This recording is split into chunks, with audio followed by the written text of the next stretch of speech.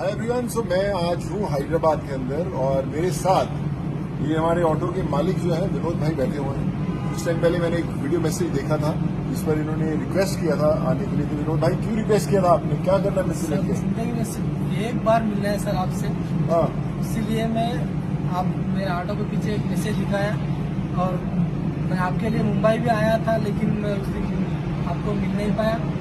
और फिर रिटर्न आने के बाद मेरा ऑटो के पीछे ऐसा मैसेज लिखा है कि 1 life 1 chance, give me 1 chance to meet you, Sonu Sood साहब बोल के लिखा है। और उसको देख के मेरा आज ड्रीम फुलफिल हुआ है सर। मेरा भी ड्रीम फुलफिल हो गया। मेरी बड़ी इच्छा थी जिंदगी में ऑटो चलाने की, लेकिन मैं क्वालिफाइड नहीं हुआ। आज विनोद भाई ने मुझे मौका दिया ऑटो चलाने का। पर जितने लोग हैं हैदराबाद के अंदर, प्लीज विनोद भाई की ऑटो में बैठिए, घूमिए और पूरा हैदराबाद आपको विनोद भाई दिखाएंगे। और मेरे बारे में अच्छा बात करोगे ना आप?